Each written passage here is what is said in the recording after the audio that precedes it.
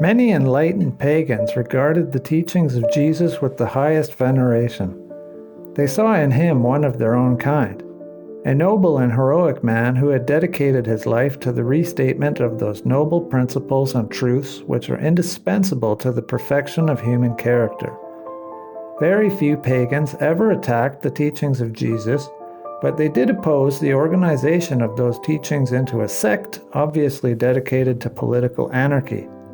From the beginning, the Christian Church was resolved to overthrow the pagan world and establish itself as both the spiritual and temporal autocrat of civilization. This brought the two systems to an impasse.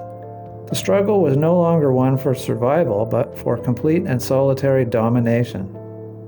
Groups like the Gnostics attempted solution through reconciliation.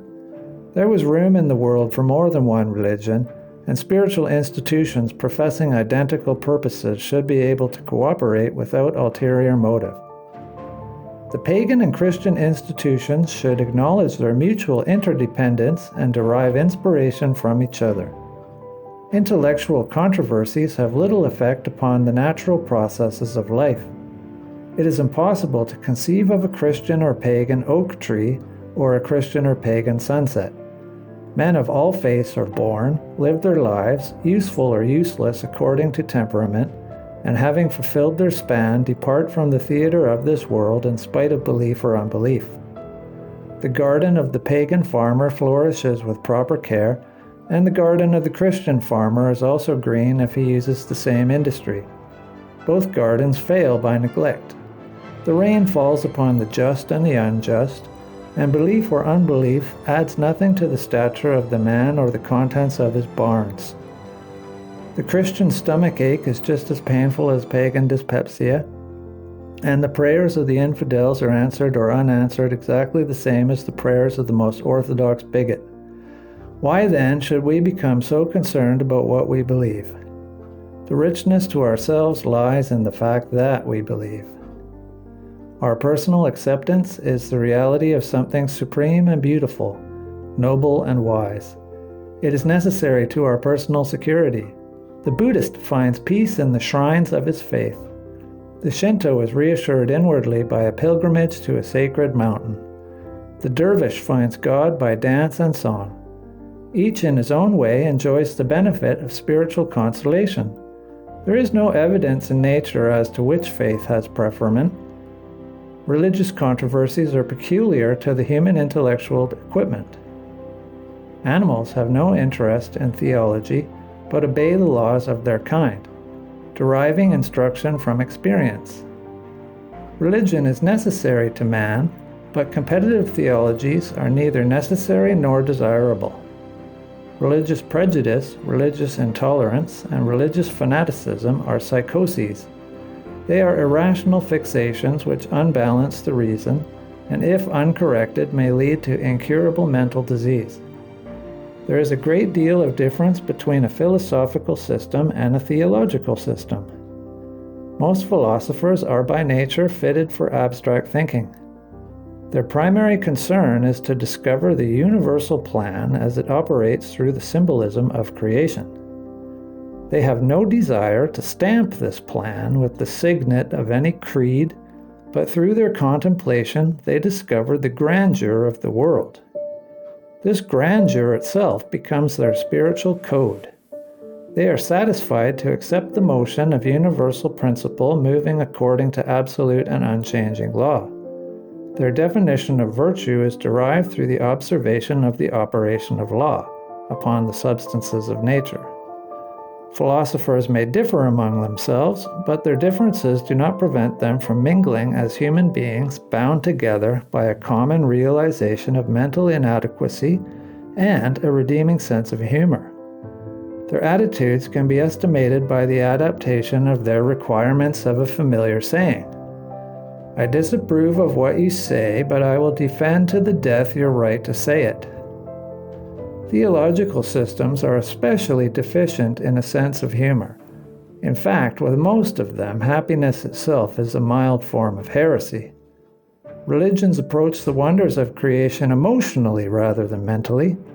Instead of accepting the world as it is, The theologian is forever trying to inform the world in the terms of what he feels the world should be.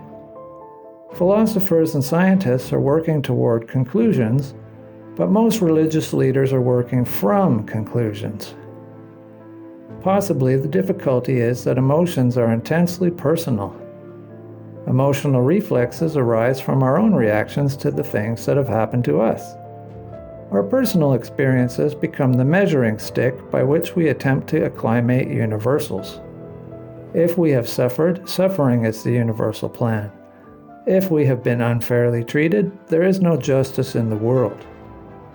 By investing the divine powers with personalities like our own, we create a pantheon of nervous, excitable, erratic, inconsistent, uncomfortable, frustrated, neurotic, and inhibited divinities who run the world with the same lack of ability with which we administer our own affairs.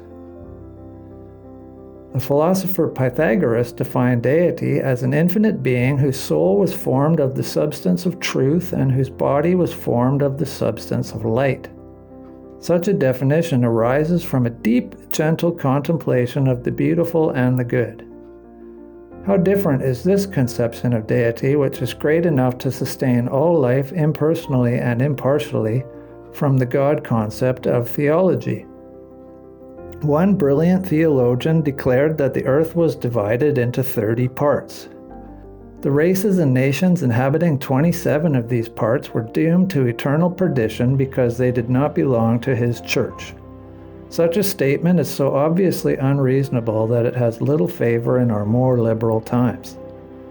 The concepts of God and theology have been worked over considerably in the last century, but a number of absurd misconceptions still linger on to plague the private citizen and frustrate the United Nations program.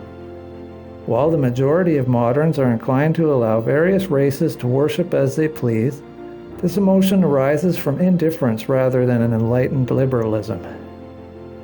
We have not yet reached the degree of maturity by which we may perceive as a fact that religious systems are simply human efforts to interpret a divine mystery. It is the mystery and not the interpretation that is real. If we are a normal, healthy, growing people, our interpretations must and should grow and change. We are not heretics because we change our mind. We are not untrue to God because we discard old forms of belief.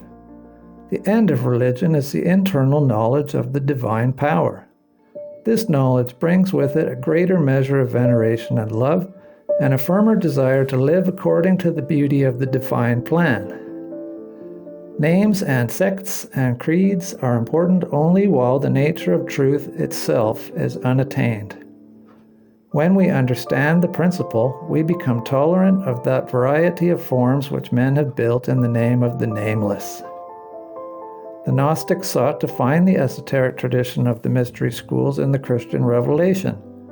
They told the story, amplified it, enriched its emblems and figures, and accepted the Christian Christ as a form of the eternal hero of the world. To them, Christ was Dionysus, Osiris, Adonis, and even Buddha. Being a philosophical sect, they were seeking the universals of the new faith. They had no interest in an ecclesiastical system, for they realized that no man can be saved by addicting himself to a theology. The value lay in the soul experience. If Christianity could bestow a new dimension upon the internal conviction of realities, then Christianity was important.